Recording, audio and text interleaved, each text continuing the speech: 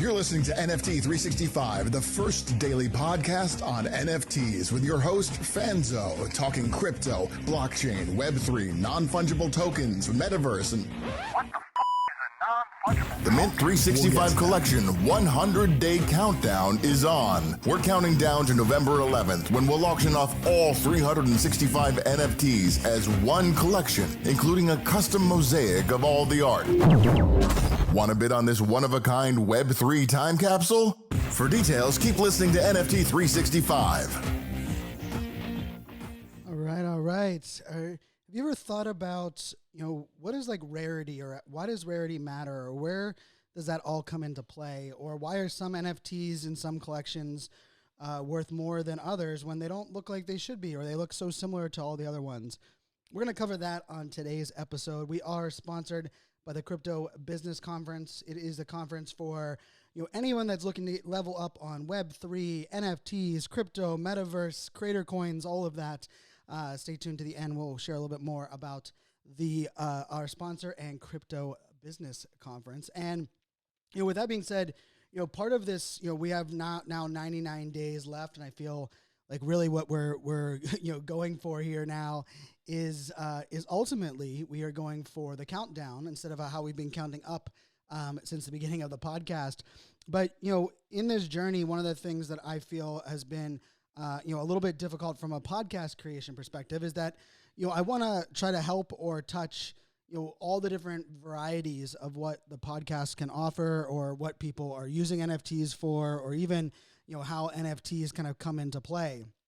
But so that means we have collectors, we have investors, you have those that are creating their NFTs, we have those that are thinking maybe about the soul-bound tokens that I talked about a couple weeks ago or a couple days ago.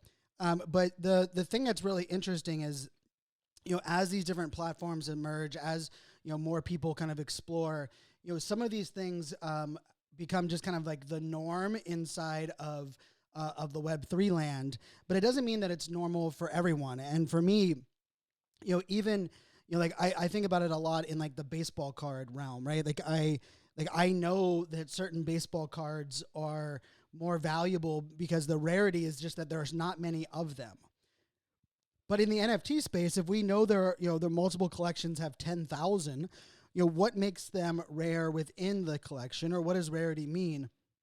And I think where we're at right now with rarity is still really the infancy. I believe we're gonna see rarity matter a little bit less, or be maybe it's gonna be designed a little bit more creatively than it has been in the past.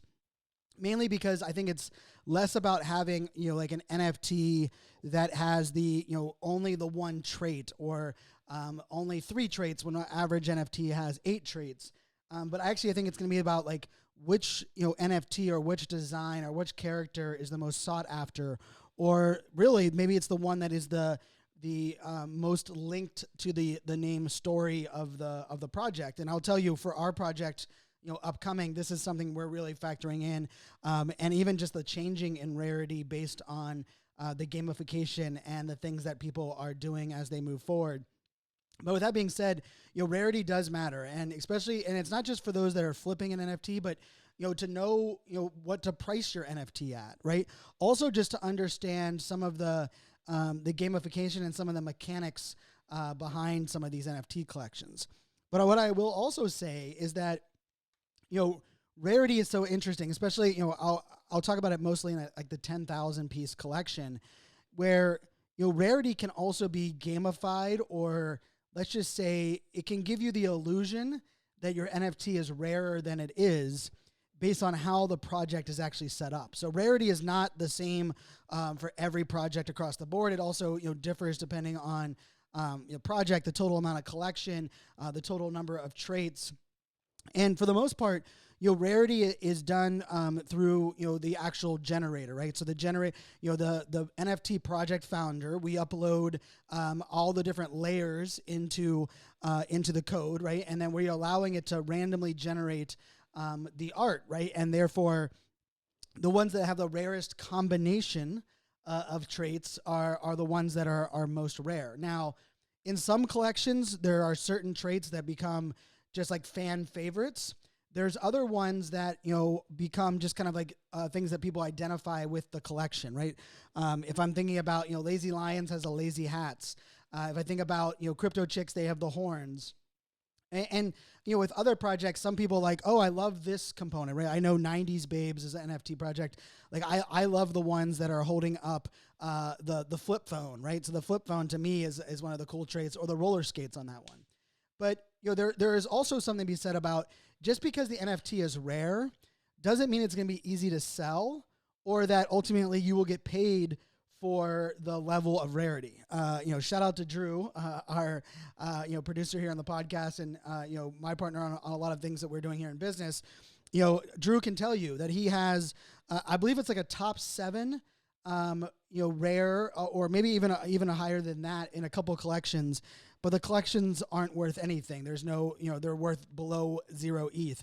So having a rare in a collection that people don't value that is definitely one that, think about. And I also want to throw out there, thing that I've noticed right now in the market, right while we're recording this episode, is that there are a lot of collections, even the collections that are moving high volume, a majority of those collections are just high volume of the floor NFTs. There aren't a lot of people that are buying way above the floor as far as rare collections. And so what you actually might notice is that some people that have a very rare NFT that's maybe ranked in the top 1% of the collection, they might be willing to sell it for far less right now, closer to the floor, because there's not many people buying above the floor.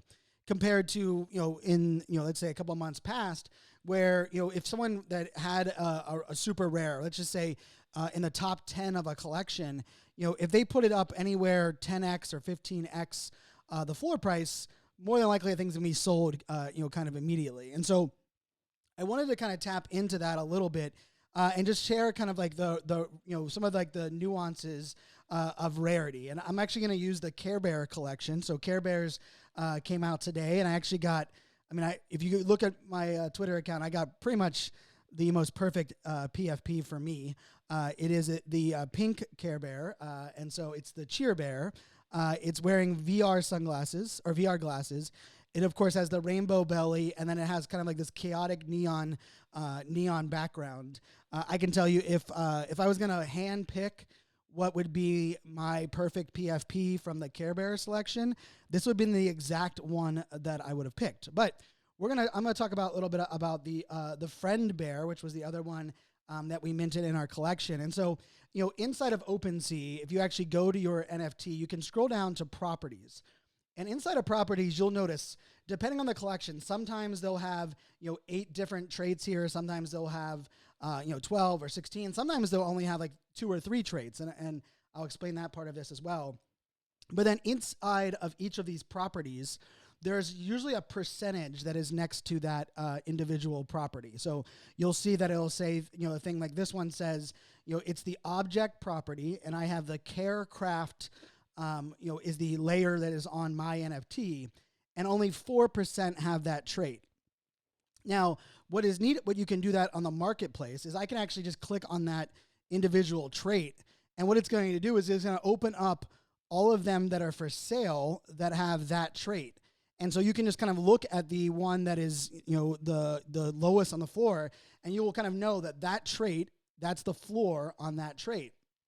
But more so than that, one of the things you have to recognize is it's not just having one of these individual traits being unique, but it's actually more about the combination of traits, right? So, yes, you could have one trait that is super rare, but if you have 2 traits that are super rare and no other, PFP has those 2 combos, that will oftentimes make a project more rare than, or an NFT more rare than another one. So, rarity is one of those things that, projects can really play into this. Now, I will tell you, some projects, what they will do is you'll make you feel like it is a rare property, because it'll say something like only 1% of the total collection has that. But the problem with that is we don't know how many are in that category, right? So if we looked at that category, that may be the one that we are looking at, what if every single, what if in the collection there's only 10 of every single property or every single characteristic? Well, that means anyone that has any of those in any of those 10 are going to have the exact same percentage. So what you're going to want to do is you want to kind of take it a step further. And what you're going to want to do is you're going to say, all of the NFTs that are currently revealed, how many of them have this trait? Now, you can see this in Opensea if you're looking at the side panel. Of course, you can look at this in any of the different collection or the tools that exist. But what you can do is you can actually toggle some of these things on and look at the combination of traits, right? So like I can look that, hey, this is the type of this is the Care Bear, and I want to see how many of them have a boombox as another trait, right? So the boombox trait, there's only 22 of them in the whole collection so far of those that have been revealed, and there's even less of those that actually have the combination of that I was kind of looking for, right? So it is that combination of the Cheer Bear and the boombox. So the Cheer Bear and the boombox are really only in what looks like 9 NFTs here. So like that combination of two has a floor price of 0.24, but just having the Cheer Bear, which is only one of the properties, has a floor price of 0.11. Now, remember with floor price is just what people are willing to sell it for. So you're just going to have to keep that in mind. Now, I also wanted to kind of show a little, or talk about and show a little bit about, I talk about the Gem tool, GEM.XYZ.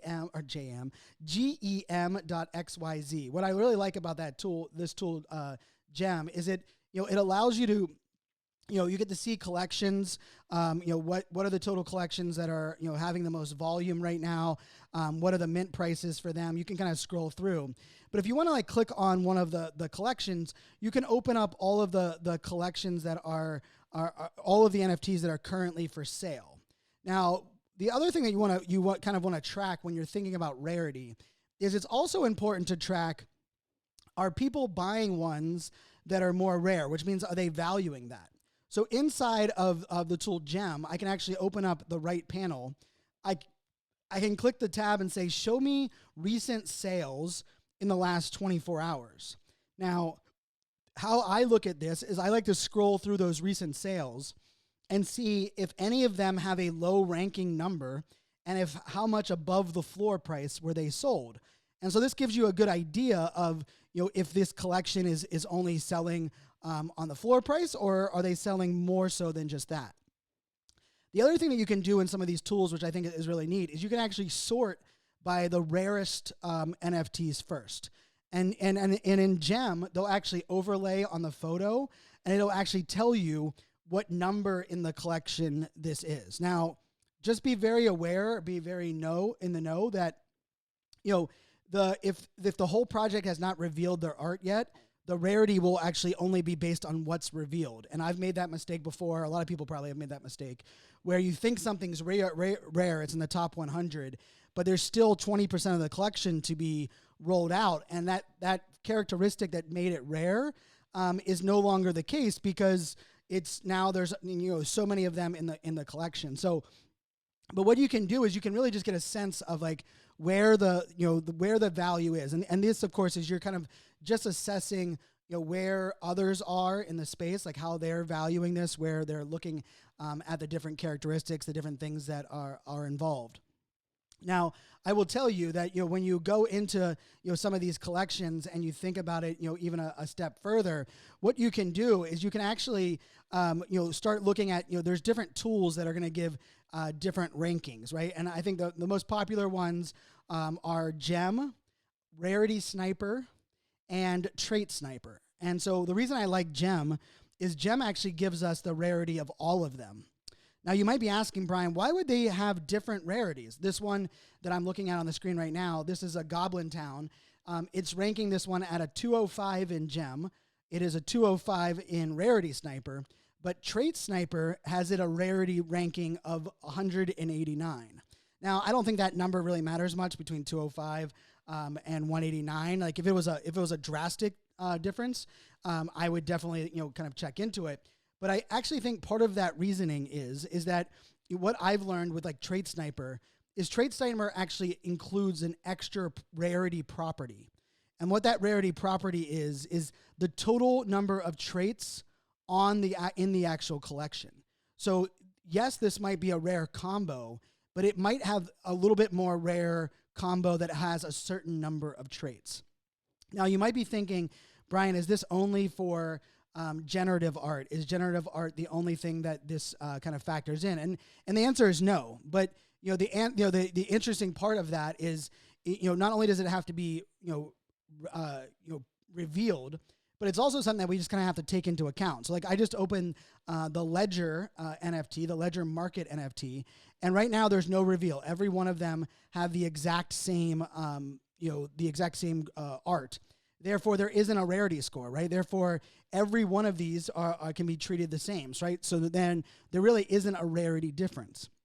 Now, some collections, what they will actually do is they will actually build in some rarity components that like aren't, I'd say easy to see by the naked eye, or they're kind of like a combination of things, right? So you have to have, maybe it's someone that is holding an NFT for a certain amount of time that also has this characteristic in the actual art. But the thing to kind of remember is that, before the reveal happens, no one really knows why, what an NFT is worth. But what some people will do is they'll try to kind of gamify it, and they'll list their NFTs even a little bit more above the floor, and you'll be like, oh, maybe they know something that I don't. I will say, for the most part, that's not even really the case. I think a lot of times, the people are kind of playing with that and kind of gamifying, the system as far as ways you can think about rarity or type of collection.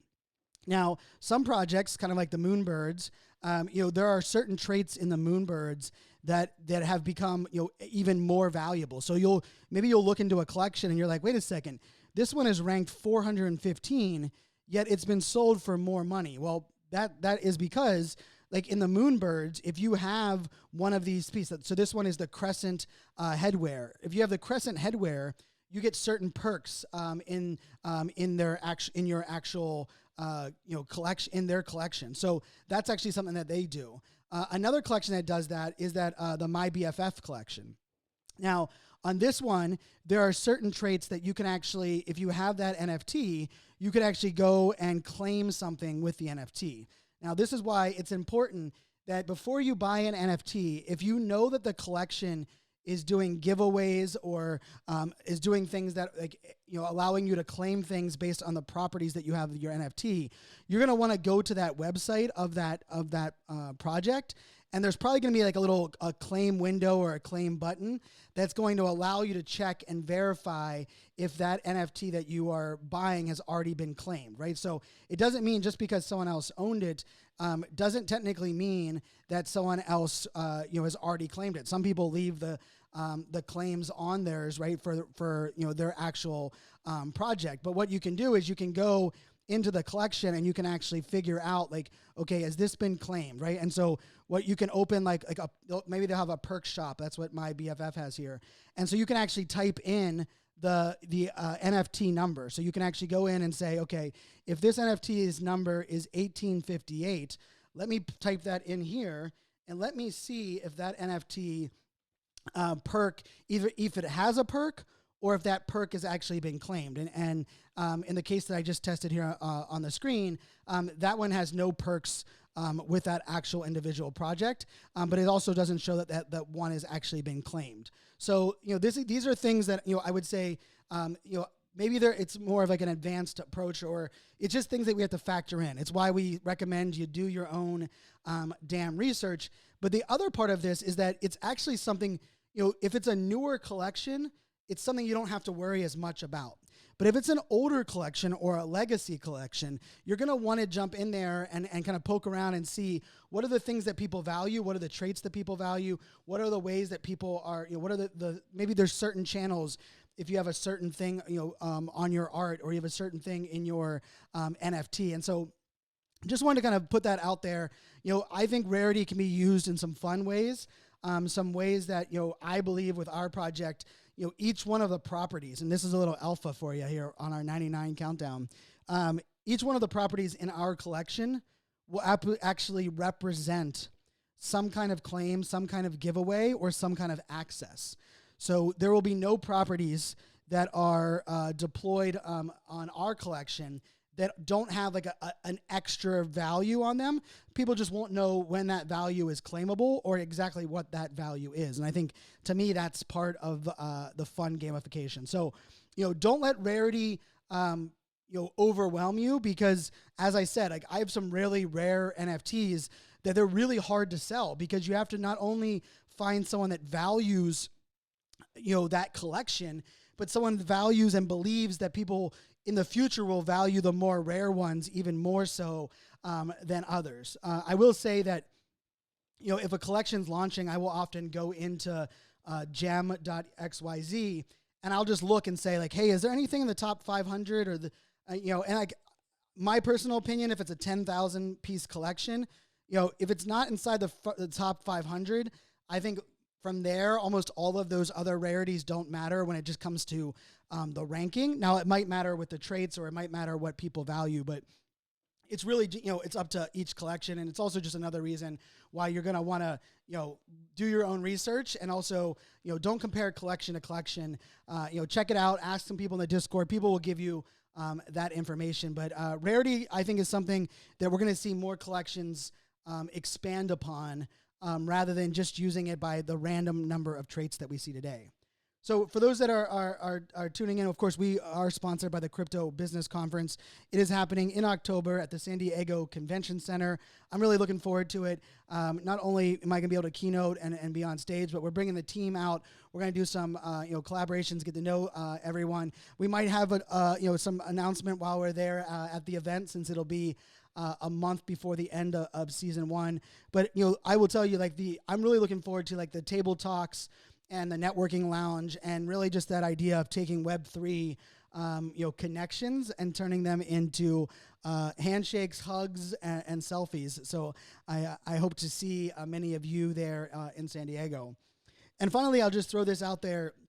In this, not only is it important to our mental health, but it's also important for us to just kind of check ourselves when it comes to how we're spending, what we're spending things on. And I don't talk about this enough on the podcast, and maybe I'll take a little fault on that. But, we hear a lot of people talk about, especially when the market was good, was like, don't spend money that you can't afford to lose. Well, when things are going good, you're like, sure. But you really don't own that. The other thing that I've noticed is that, when I sell a couple NFTs, sometimes I'm selling the NFTs because I want to buy back into a different project, or maybe I want to buy a more rare one in that existing project.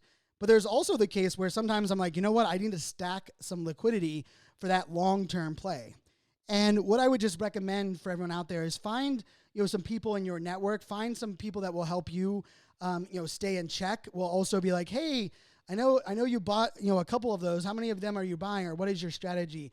Because if you're doing this alone, I think sometimes we can almost fall into a trap where we're believing our own things that we're telling ourselves, and it might lead us down a path of spending money we can't afford. It might lead us down a path where maybe we're saving our liquidity for an upcoming drop, but that FOMO gets a hold of us and we start giving that away. So I just want to say, to all those out there, we also, we just have to look out for each other. We also have to surround ourselves with good people, and it's not there's no guilt or shame for having, from at least coming from me, from someone that has to sell an NFT for whatever reason. So please, let's be the community. Let's be the change that doesn't shame people for selling, shame people for flipping, because we don't know what everyone's reasons are. We don't know what everyone's going through. We don't know what they're going to do with what they're buying and selling. And I think for this community to truly grow, we need to remove shame and that guilt completely from this space, because let's face it, we already take on enough of that individually. We don't need other people putting it on top of us as well. As always, my friends, until tomorrow, make it a great day. Cheers.